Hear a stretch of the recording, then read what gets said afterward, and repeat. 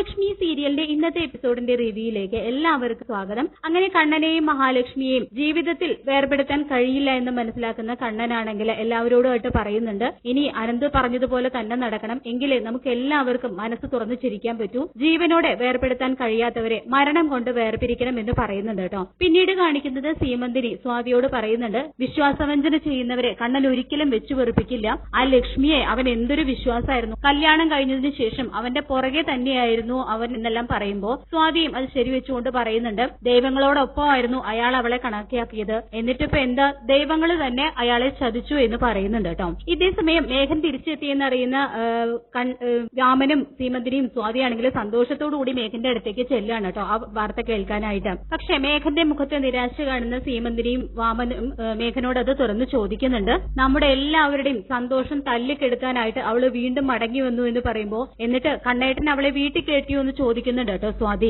തുടർന്ന് കണ്ണനോടൊപ്പമാണ് അവള് മടങ്ങി വന്നത് എന്ന് മേഘൻ പറയുമ്പോ നീ എന്തൊക്കെയായി പറയുന്നത്, അനന്തവും ലേഖയും കണ്ണനും ഒക്കെ അവളെ തള്ളിക്കളഞ്ഞതിലെന്ന് ചോദിക്കുന്നുണ്ട് കേട്ടോ സീമന്തിനി. അതൊക്കെ നമ്മളെ വിഡ്ഢികളാക്കാൻ വേണ്ടി അവര് 3 പേരും ചെയ്ത നാടകമായിരുന്നു എന്ന് പറഞ്ഞു കൊടുക്കുന്നുണ്ട് മേഘൻ. ഇതേസമയം അപ്പൊ സാഗർ പറഞ്ഞതൊന്നും അവൻ വിശ്വസിച്ചില്ലേ എന്ന് ചോദിക്കുന്നുണ്ട് കേട്ടോ വാമൻ. അവൻ ഫിനാൻഷ്യസിലേക്ക് വന്നത് കണ്ണനെയും മഹാലക്ഷ്മിയും തമ്മിൽ തെറ്റിക്കാനാണ്, പക്ഷേ അവൻ പറഞ്ഞ കള്ളങ്ങളെല്ലാം പൊളിഞ്ഞു പോയി എന്നും മേഘൻ പറയുന്നുണ്ട്. ഫിനാൻഷ്യസിൽ ഒളിക്യാമറ വെച്ചിട്ടാണ് അവര് സാഗറിന്റെ കള്ളത്തരമെല്ലാം കണ്ടുപിടിച്ചത്. അതോടുകൂടി തന്നെ 3 പേർക്കും കണ്ണനും ലേഖയ്ക്കും അനന്തിനും എല്ലാം സത്യം മനസ്സിലായി എന്നും മേഘൻ പറയുന്നത് കേട്ട് വാമനും സീമന്തിനും എല്ലാവരും ഞെട്ടുന്നുണ്ട് കേട്ടോ. ഇപ്പൊ എന്താ മഹാലക്ഷ്മി കുറച്ചുകൂടി പരിശുദ്ധിയായി കണ്ണന്റെ മനസ്സിൽ എന്ന് മേഘൻ പറയുന്നത് കേട്ട് അപ്പോ മേഘേട്ടൻ പറഞ്ഞതുപോലെ അവള് പിഴച്ച സ്ത്രീ അല്ലല്ലോ എന്ന് സ്വാതി ചോദിക്കുമ്പോ അവരൊരു പ്രേമരോഗിയാണെന്നാണല്ലോ മേഘേട്ടൻ എല്ലാവരോടും പറഞ്ഞു നടന്നത് എന്നെല്ലാം സ്വാതി ചോദിക്കുമ്പോ ആകെ നിന്ന് പരിങ്ങുന്നുണ്ട് കേട്ടോ മേഘൻ. ഇത് കേൾക്കുന്ന സ്വാതിയാണെങ്കിൽ അവൾക്കൊന്നും അല്ല കുഴപ്പം,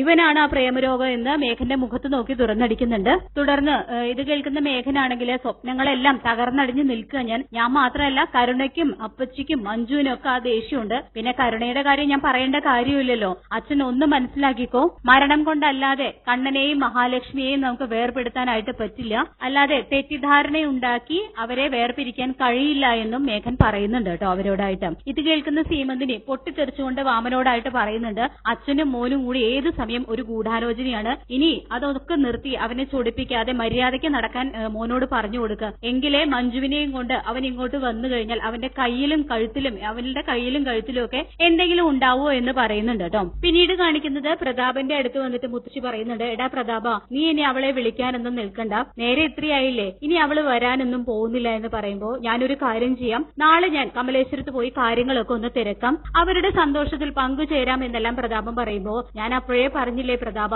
ഇത്തവണത്തെ വിഷുവിന് കരുണമോളെ എന്നെയാണ് കണി കണ്ടത് എന്ന് സന്തോഷത്തോടു കൂടി പറയാണ് കേട്ടോ മുത്തശ്ശി ചെയ്യുന്നത്. അതുകൊണ്ട് ഇനി എന്താ അടുത്ത വിഷു വരെ നമുക്ക് നല്ല വാർത്തകൾ ഇങ്ങനെ കേട്ടുകൊണ്ടിരിക്കുക എന്ന് പറയുമ്പോ എന്തായാലും വിഷുവിന് ലക്ഷ്മി ഇവിടെ ഇല്ലാതിരുന്നത് നമ്മുടെ ഭാഗ്യമായി. ഐശ്വര്യം ഇല്ലാത്ത അവളുടെ മുഖം കണി കണ്ടിട്ട് കണ്ണന്റെ അവസ്ഥ നമ്മളിപ്പോ കണ്ടല്ലോ, തേനേ പാലേന്നൊക്കെ പറഞ്ഞു നടന്ന് അവന്റെ അവസ്ഥ ഇപ്പൊ എന്തായി എന്നെല്ലാം പ്രതാപം പറയുമ്പോ അത് കേട്ടുകൊണ്ട് മുത്തശ്ശിയും പറയുന്നുണ്ട്, കാണാൻ കൊള്ളാവുന്ന ഏതൊരു പെണ്ണും ഇങ്ങനെയൊക്കെ തന്നെ ചെയ്യൂ, എത്ര കാലം എന്ന് വെച്ചാ അവന്റെ ഉന്തുവണ്ടിയും തള്ളി ഇങ്ങനെ നടക്കുന്നത് എന്നെല്ലാം കണ്ണനെയും മഹിയെയും കുറ്റപ്പെടുത്തി സംസാരിക്കുന്നുണ്ട് കേട്ടോ മുത്തശ്ശി. ജർമ്മനിയിൽ നിന്ന് വന്ന അവന്റെ കൂട്ടുകാരൻ ലക്ഷ്മിക്ക് എന്തൊക്കെയാ കൊടുത്തത്, ഇവിടെയുള്ളവൾക്കും കൊടുത്തു, വില കൂടിയ തിളങ്ങുന്ന ഒരു മാല. കല്യാണം കഴിച്ച ഒരു പെൺകുട്ടിയെ സംബന്ധിച്ച് സ്വർണങ്ങളോ ആഭരണങ്ങളോ ഒന്നുമല്ല വേണ്ടത്, നല്ലൊരു ജീവിതമാണ് വേണ്ടത്. അതൊന്നും മനസ്സിലാക്കാതെ ആ ബുദ്ധിയില്ലാത്തവൻ കല്യാണം എന്ന പേരും പറഞ്ഞ് ഇറങ്ങി പുറപ്പെട്ടു, അതാണ് അവൻ ചെയ്ത ഏറ്റവും വലിയ തെറ്റെന്ന് പറഞ്ഞുകൊണ്ട് കണ്ണനെ വീണ്ടും കുറ്റപ്പെടുത്തുന്നുണ്ട് മുത്തശ്ശി. തുടർന്ന് മുത്തശ്ശി വീണ്ടും പ്രതാപനോട് പറഞ്ഞു കൊടുക്കുന്നത്, നാളെ നീ അവിടെ ചെന്നു കഴിഞ്ഞാൽ അവന്റെ മുന്നിൽ സന്തോഷമൊന്നും അഭിനയിക്കരുത്, വേണമെങ്കിൽ അവന്റെ സങ്കടത്തിൽ പങ്കുചേർന്നു എന്ന് പറയുമ്പോ ഇതിനു വേണ്ടിയിട്ട് ഞാൻ അവന്റെ മുന്നിൽ നിന്ന് മൂങ്ങാനും തയ്യാറാണെന്ന് പറയുന്നുണ്ട് കേട്ടോ പ്രതാപൻ. ഇനി അവനെ നമ്മൾ കൊല്ലാനോ തല്ലാനോ ഒന്നും നടക്കണ്ട, വേണമെങ്കിൽ വലിയേട്ടൻ കളിച്ചങ്ങ് ജീവിച്ചോട്ടെ, അവന്റെ ജീവിതം എന്തായാലും പൊട്ടിത്തകർന്നില്ലേ, അവന്റെ ജീവിതത്തിലെ ആദ്യത്തെയും അവസാനത്തെയും ഭാര്യയാണ് ലക്ഷ്മി എന്ന് കൂടി പറയുന്നുണ്ട് പ്രതാപൻ. പിന്നീട് കാണിക്കുന്നത് കരുണയാണെങ്കിൽ അവള് വന്നു, വീണ്ടും വന്നു, പ്രതീക്ഷ തന്നിട്ട് എല്ലാവരെയും പറ്റിക്കുന്നത് അവളുടെ ഒരു ഹോബിയാണെന്നൊക്കെ പറഞ്ഞുകൊണ്ട് സമനില തെറ്റുന്നുണ്ട് കേട്ടോ കരുണയ്ക്ക്. ഇതേ സമയം ഉണ്ണി വന്നിട്ട് നീ എന്താ ഇങ്ങനെ ഒറ്റയ്ക്ക് നിന്ന് പിറവിറുക്കുന്നതെന്ന് ചോദിക്കുമ്പോൾ അതെന്താന്ന് നിങ്ങൾക്ക് അറിയണോ എന്ന് പറഞ്ഞുകൊണ്ട് ഉണ്ണിയെ വീണ്ടും ഇടിച്ചു താഴ്ത്തിയും കൊച്ചാക്കിയെ സംസാരിക്കുകയാണ് കേട്ടോ കരുണ ചെയ്യുന്നത്. ഇത് കേൾക്കുന്ന ഉണ്ണി പറയുന്നുണ്ട്, ഇതിൽ നിന്നൊക്കെ നീ ഒരു കാര്യം മനസ്സിലാക്കിയോ കരുണേ, അവൾ എത്രയൊക്കെ വഴി പിഴിച്ചു നടന്നാലും അവരെ കണ്ണേട്ടൻ ഒരിക്കലും ഒഴിവാക്കാൻ പോകുന്നില്ല.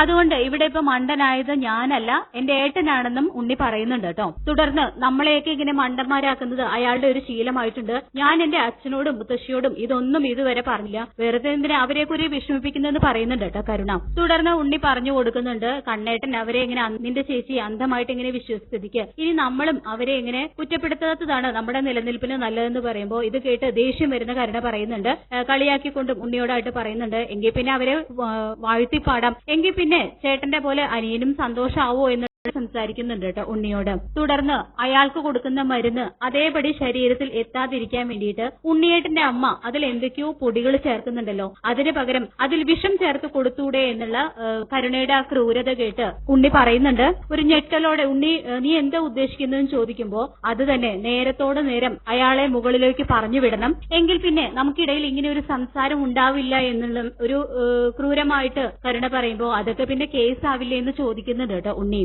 ഇത് കേൾക്കുന്ന കരുണ ആര് കേസാക്കാൻ, കേസ് കൊടുക്കേണ്ടവർ തന്നെയല്ലേ ഇതെല്ലാം ചെയ്യുന്നത് എന്നെല്ലാം വീണ്ടും പറയുമ്പോ എന്റെ പൊന്നു കരുണെ, ഇതൊക്കെ അങ്ങനെ എന്തെങ്കിലും ഉണ്ടായി കഴിഞ്ഞാൽ അനന്തേട്ടനും ലേഖേച്ചിയൊക്കെ വെറുതെ ഇരിക്കുമെന്ന് നിനക്ക് തോന്നുന്നുണ്ടോ?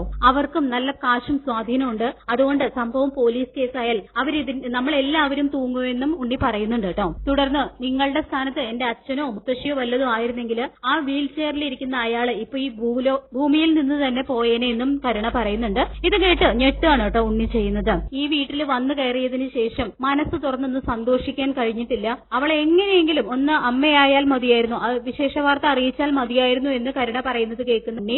എന്താ നീ പറയുന്നത്, അവള് നിന്റെ ചേച്ചി അമ്മയാവണമെന്നാണോ നിന്റെ ആഗ്രഹം എന്ന് ഉണ്ണി ചോദിക്കുമ്പോ അവൾ അമ്മയായാൽ മാത്രമേ അയാള് അവരെ സംശയിക്കൂ, ജീവിതത്തിൽ നിന്ന് ഒഴിവാക്കൂ, അയാൾക്കൊരിക്കലും കുട്ടികൾ ഉണ്ടാവില്ലെന്നുള്ള കാര്യം അയാൾക്ക് നന്നായിട്ട് അറിയാം. അവള് വിശേഷം അറിയിച്ചു കഴിഞ്ഞാൽ ജനിക്കുന്നത് അയാളുടെ കുട്ടി ആയിരിക്കില്ലല്ലോ എന്നുള്ള ഒരു ഞെട്ടിക്കുന്ന ക്രൂരത പറയുന്നുണ്ട് കേട്ടോ കരുണ. അവര് നല്ല ബുദ്ധിയുള്ള കൂട്ടത്തിലാണ്, അതുകൊണ്ട് അതിനൊന്നും ചാൻസ് ഇല്ല, പക്ഷെ അവരൊരു കുഞ്ഞിനെ ദത്തെടുക്കാതിരിക്കാൻ പ്രാർത്ഥിക്കുക എന്ന് ഉണ്ണി പറയുന്നത് കേട്ട് ഞെട്ടിത്തരിക്കുന്നുണ്ട് കേട്ടോ കരുണ. തുടർന്ന് അങ്ങനെ എന്തെങ്കിലും സാധ്യതയുണ്ടോ എന്ന് ചോദിക്കുമ്പോ അവരെന്ത് പറഞ്ഞാലും എന്റെ ഏട്ടൻ അനുസരിക്കും, അതുകൊണ്ട് അതിനുള്ള സാധ്യതയും തള്ളിക്കളയാൻ പറ്റില്ല എന്ന് ഉണ്ണി പറയുമ്പോ എങ്കിൽ പിന്നെ എല്ലാം പൂർത്തിയായി, അതങ്ങാനും നടന്നു കഴിഞ്ഞാൽ എനിക്ക് ജനിക്കുന്ന കുഞ്ഞുങ്ങൾക്ക് പോലും യാതൊരു വിലയും ഉണ്ടാവില്ല. എന്നെ തോൽപ്പിക്കാൻ വേണ്ടിയിട്ട് അവൾ അതല്ല അതിലപ്പുറവും ചെയ്യും. അതുകൊണ്ടാണ് ഞാൻ പറഞ്ഞത്, നമ്മൾ ഭയപ്പെടുന്ന പോലെ ഒന്നും നടക്കാതിരിക്കാൻ വേണ്ടിയിട്ട് കമലേശ്വരത്ത് വലിയേട്ടന് കൊള്ളി വെക്കാനുള്ള മാർഗം നോക്ക്, അതിനെന്ത് സഹായം വേണമെങ്കിലും ഞാൻ ചെയ്തു തരാം എന്ന് പറഞ്ഞുകൊണ്ട് കരുണ കലിതുള്ളി അവിടെ നിന്നും പോവാണ് കേട്ടോ ചെയ്യുന്നത്. തുടർന്ന് ഉണ്ണിയും അതിനുള്ള മാർഗം എന്താണെന്ന് തന്നെ ആലോചിക്കുന്നുണ്ട്. പിന്നീട് കാണിക്കുന്നത് ബാത്റൂമിൽ നിന്നും ഫ്രഷ് ആയി വരുന്ന മഹിയെ കണ്ണൻ കണ്ണെടുക്കാതെ നോക്കുകയാണ് കേട്ടോ. അപ്പൊ ഇത് കാണുന്ന മഹി എന്താ ഇങ്ങനെ നോക്കുന്നതെന്ന് ചോദിക്കുമ്പോ ഇന്ന് എന്റെ ഭാര്യയ്ക്ക് നല്ല കുറച്ചുകൂടി സൗന്ദര്യം ഉള്ളതുപോലെ ഒരു തോന്നൽ എന്ന് കണ്ണൻ പറയുന്നത് കേട്ട് എന്റെ ഭാഗത്ത് തെറ്റില്ല എന്ന് മനസ്സിലായപ്പോ എന്നോട് കുറച്ച് സ്നേഹം കൂടുതൽ തോന്നും, അതാണ് കാര്യമെന്ന് പറയുന്നുണ്ട് കേട്ടോ മഹി. ഒരു സത്യം എന്നിൽ നിന്ന് താൻ മറച്ചു വെച്ചതിന്റെ നീരസം ചെറുതായിട്ടുണ്ടെങ്കിലും അനന്തവുമായിട്ടുള്ള ബെറ്റിൽ വിജയിച്ചതിന്റെ അഭിമാനം ഉണ്ടെന്ന് കണ്ണനും പറയുന്നുണ്ട്. ഇത് കേൾക്കുന്ന മഹി നിങ്ങൾ കൂട്ടുകാരനും കൊള്ളാമെന്നും പറയുന്നുണ്ട് കേട്ടോ. ശേഷം കണ്ണൻ പറയുന്നുണ്ട്, കുട്ടിക്കാലത്ത് പലപ്പോഴും പല കാര്യങ്ങൾക്കും ഞങ്ങൾ ഇങ്ങനെ പന്തയം വെക്കാറുണ്ട്, അതിൽ പലതിലും അവനും ഞാനും ജയിക്കാറുണ്ട്, പക്ഷെ ഈ പന്തയത്തിൽ ഞാൻ തന്നെ ജയിക്കും, എനിക്ക് നല്ല ഉറപ്പുണ്ടായിരുന്നു, കാരണം എനിക്ക് എന്റെ ഭാര്യയെ അത്രയ്ക്ക് വിശ്വാസമായിരുന്നു എന്ന് പറഞ്ഞുകൊണ്ട് മഹിയെ ചേർത്ത് പിടിക്കുകയാണ് കേട്ടോ കണ്ണൻ ചെയ്യുന്നത്. ശേഷം പെട്ടെന്ന് തന്നെ മഹി ചോദിക്കുന്നത്, ഈ സാഗറിനെ പറഞ്ഞു വിട്ടതിൽ ഈ മേഘനാഥന് എന്തെങ്കിലും പങ്കുണ്ടാവോ എന്നൊരു സംഭവം, തനിക്ക് എന്താ അങ്ങനെ തോന്നാൻ എന്ന് കണ്ണൻ തിരിച്ചു ചോദിച്ചതും എന്താണെന്നറിയില്ല, എന്റെ മനസ്സ് അങ്ങനെ പറയുന്നു എന്ന് പറയുന്നുണ്ട് മഹി. എങ്കിൽ പിന്നെ അതിൽ തീർച്ചയായും എന്തെങ്കിലും ഒരു സത്യം കാണും, അവനും ഈ തരത്തിലുള്ള ഒരാളാണ്, നേർവഴിക്കല്ല അവന്റെ ഒരു കാര്യങ്ങളും, വളഞ്ഞ വഴിയിലൂടെയാണ് യാത്ര, പിന്നെ തന്നോട് അവന് അല്ലെങ്കിലും ഒരു നീരസം ഉള്ളത് കൊണ്ട് തന്നെ നമ്മളെ തമ്മിൽ വേർപിരിക്കാൻ വേണ്ടിയിട്ട് അവനങ്ങനെ ചെയ്യാനുള്ള സാധ്യതയും തള്ളിക്കളയാൻ പറ്റില്ല എന്ന് കണ്ണനും പറയുന്നുണ്ട് കേട്ടോ. ഇതേ സമയം എന്തായാലും തനിക്ക് അങ്ങനെ ഒരു സംശയം ഉണ്ടായ സ്ഥിതിക്ക് നമുക്ക് ഇപ്പൊ തന്നെ അതിലൊരു വ്യക്തത വരുത്തണം എന്ന് കണ്ണൻ പറയുമ്പോൾ അതൊന്നും വേണ്ട കണ്ണേട്ട എന്ന് മഹി പറയുന്നെങ്കിലും കണ്ണൻ അതൊന്നും കൂട്ടാക്കാതെ അതിന് വേണ്ടിയിട്ട് ഇനീഷ്യേറ്റീവ് എടുക്കുകയാണ് കേട്ടോ ചെയ്യുന്നത്. തുടർന്ന് ഫോൺ എടുത്ത് ആരെയോ വിളിക്കാൻ തുടങ്ങുമ്പോൾ മേഘനാഥനെയാണോ വിളിക്കുന്നത് എന്ന് മഹി ചോദിക്കുന്നുണ്ട്. അവനെ വിളിച്ചിട്ട് അവനാണോ തെറ്റ് ചെയ്തതെന്ന് ചോദിക്കാൻ പറ്റും, ഇത് അതൊന്നുമല്ല, ഞാൻ അനന്തുവിനെ വിളിക്കുകയാണെന്ന് പറയുന്നുണ്ട് കേട്ടോ കണ്ണൻ. അങ്ങനെ കോൾ അറ്റൻഡ് ചെയ്യുന്നത് ലേഖയാണ് കേട്ടോ. കേട്ടോ. തുടർന്ന് അനന്തുവിന് ഫോൺ കൊടുക്കുന്നുണ്ട് ലേഖ. എന്നിട്ട് അവർ പല കാര്യങ്ങളും സംസാരിക്കുന്നുണ്ട്. അതിനുശേഷം നീ ഇപ്പൊ എന്താ വിളിച്ചതെന്ന് അനന്ത് ചോദിക്കുമ്പോ മഹിക്ക് ഒരു സംശയം, ആ സാഗറിന്റെ സൃഷ്ടാവിന് പിന്നിൽ മേഘനാണോ എന്ന് ചോദിക്കുകയാണ് കേട്ടോ കണ്ണൻ. ഞങ്ങളുടെ കല്യാണം കഴിഞ്ഞതിന് ശേഷം മഹിക്ക് മുഖം കൊടുക്കാതെ നടക്കുമായിരുന്നു മേഘൻ. ഞങ്ങൾ തമ്മിൽ കല്യാണം കഴിച്ചതിൽ അവന് നല്ല അമർഷമുണ്ട്. അതുകൊണ്ട് ഞങ്ങളെ തമ്മിൽ വേർതിരിക്കാൻ മേഘൻ ഇതിൽ കളിച്ചിട്ടുണ്ടോ എന്നൊരു സംശയം ഇയാള് പറഞ്ഞപ്പോ എനിക്കും അങ്ങനെ ഒരു സംശയമുണ്ട് എന്ന് പറയുന്നുണ്ട് കേട്ടോ കണ്ണൻ. മേഘനെ എനിക്കും നിനക്കും നന്നായിട്ട് അറിയാലോ, അതുകൊണ്ട് അവൻ ഇതിൽ ഇങ്ങനെ ഒരു കളി കളിച്ചിട്ടുണ്ടെങ്കിൽ നാളെ തന്നെ നമ്മൾ അതറിയും, സാഗറിന്റെ നാവിൽ നിന്ന് തന്നെ എന്ന് കണ്ണന് വാക്കു കൊടുക്കുകയാണ് കേട്ടോ അനന്ത് ചെയ്യുന്നത്. ശേഷം അവനത് കൈകാര്യം ചെയ്തോളൂ എന്ന് മഹിയോട് പറയുന്നുണ്ട് കണ്ണൻ. ഇതേ സമയം കുഴപ്പാവോ കണ്ണേട്ട എന്ന് മഹി ചോദിക്കുമ്പോ ഒരു കുഴപ്പമില്ല, അറിയേണ്ട കാര്യങ്ങൾ കൃത്യസമയത്ത് അറിയാതിരുന്നാലാണ് കുഴപ്പമെന്ന് മഹിക്ക് പറഞ്ഞു കൊടുക്കുകയാണ് കേട്ടോ കണ്ണൻ ചെയ്യുന്നത്. ശേഷം മഹിയെ ചേർത്ത് പിടിച്ച് കിടക്കുകയാണ് കേട്ടോ കണ്ണൻ ചെയ്യുന്നത്. ഇതേ സമയം ഇന്നിപ്പോ കണ്ണേട്ടനോടൊപ്പം ഇങ്ങനെ ചേർന്ന് കിടക്കുമ്പോൾ ഒരുപാട് ആത്മവിശ്വാസം തോന്നുകയാണ്. കാരണം അനന്തുവേട്ടനും ലേഖയും എന്നെ സംശയിപ്പിച്ചപ്പോഴും കണ്ണേട്ടൻ ഒരിക്കൽ പോലും എന്നെ സംശയിച്ചില്ലല്ലോ എന്ന് മഹി പറയുന്നത് കേട്ട് ആ സമയം അത്രയും ഞാൻ നീറിപ്പോകുകയായിരുന്നു എന്ന് പറയുന്നുണ്ട് കേട്ടോ കണ്ണൻ. തുടർന്ന് അവരുടെ സംശയത്തിൽ കഴമ്പുണ്ട് മഹി എന്ന് കണ്ണൻ പറയുമ്പോ അതെന്താ കണ്ണേട്ടൻ അങ്ങനെ പറഞ്ഞ് മഹി തിരിച്ചു പോകുമ്പോ ആദ്യ കൂടിക്കാഴ്ചയിൽ തന്നെ എന്നെ തന്നെ മതിയെന്നല്ലേ താൻ പറഞ്ഞത്, ഒരു പെൺകുട്ടിയും അങ്ങനെ പറയാറില്ല എന്നെല്ലാം കണ്ണൻ ചോദിക്കുമ്പോ അതിനൊറ്റ ഉത്തരവേ എനിക്ക് കണ്ണേട്ടനോട് പറയാനുള്ളൂ, അയ്യപ്പസ്വാമി എന്ന് മറുപടി കൊടുക്കുകയാണ് കേട്ടോ മഹി ചെയ്യുന്നത്. തുടർന്ന് അന്ന് ആക്സിഡന്റ് സമയത്ത് കണ്ണന്റെ കയ്യിൽ നിന്നും നഷ്ടപ്പെട്ട അയ്യപ്പ വിഗ്രഹത്തെക്കുറിച്ചും തുടർന്ന് തന്റെ കയ്യിലുള്ള അയ്യപ്പന്റെ വിഗ്രഹത്തെക്കുറിച്ചും മഹി പറയുന്നുണ്ട്. എന്നിട്ട് പറയുന്നുണ്ട് ആ അയ്യപ്പസ്വാമി തന്നെയാണ് നമ്മളെ കുട്ടി യോജിപ്പിച്ചത്, ആ അയ്യപ്പൻ കൂടെയുള്ളത് കൊണ്ട് തന്നെയാണ് ആരൊക്കെ എത്രയൊക്കെ ശ്രമിച്ചും നമ്മുടെ മനസ്സുകളെ തളർത്താനോ വിഷമിപ്പിക്കാനോ കഴിയാത്തത് എന്ന് മഹി കൂട്ടിച്ചേർക്കുന്നുണ്ട് കേട്ടോ. പിന്നീട് കാണിക്കുന്നത് ലേഖയാണെങ്കിൽ എനിക്ക് വളരെ സീരിയസ് ആയിട്ട് അനന്തുവേട്ടനോട് ഒരു കാര്യം പറയാനുണ്ട് എന്ന് മുഖവേരിയോടുകൂടി എന്തോന്ന് പറയാൻ തുടങ്ങുകയാണ് കേട്ടോ.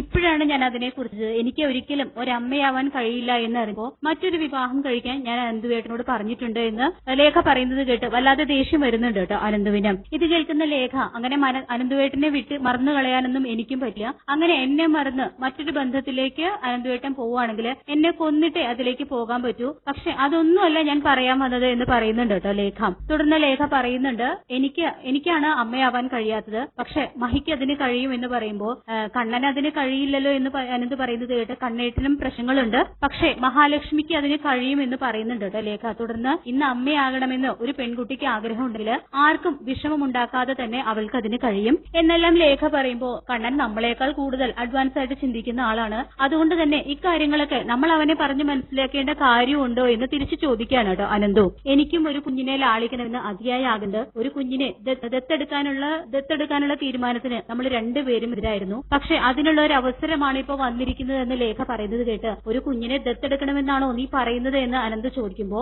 അതല്ല എന്ന് പറയുന്നുണ്ട് കേട്ടോ ലേഖ. പിന്നെ എങ്ങനെയാണ് നിന്റെ ആഗ്രഹം നടക്കുന്നത് എന്ന് അനന്ത് തിരിച്ചു ചോദിക്കുമ്പോ അതൊക്കെ നടക്കും മഹാലക്ഷ്മിയിലൂടെ എന്ന് സന്തോഷത്തോടെ പറയാണ് കേട്ടോ ലേഖ ചെയ്യുന്നത്. അനന്തവിനാണെങ്കിൽ കാര്യങ്ങളൊന്നും മനസ്സിലാവുന്നില്ല. മഹിക്കൊരു കുഞ്ഞ് ജനിച്ചാൽ അത് അവളുടെ മാത്രം കുഞ്ഞല്ല, നമ്മളുടെ കൂടെ ആണ് എന്ന് ലേഖ പറയുന്നത് കേട്ട് അതെങ്ങനെ നമ്മുടേതാകും എന്ന് അനന്ത് ചോദിക്കുമ്പോ അത് കേട്ട് ഒന്നും മനസ്സിലാകാതെ നിൽക്കുന്ന അനന്തുവിനെ കാണിച്ചുകൊണ്ടാണ് ഈ എപ്പിസോഡ് പൂർണ്ണമാവുന്നത്. ഈ റിവ്യൂ ഇഷ്ടപ്പെട്ടെങ്കിൽ ലൈക്ക് ചെയ്യുക, ചാനൽ കൂടി ഒന്ന് സബ്സ്ക്രൈബ് ചെയ്യുക. താങ്ക്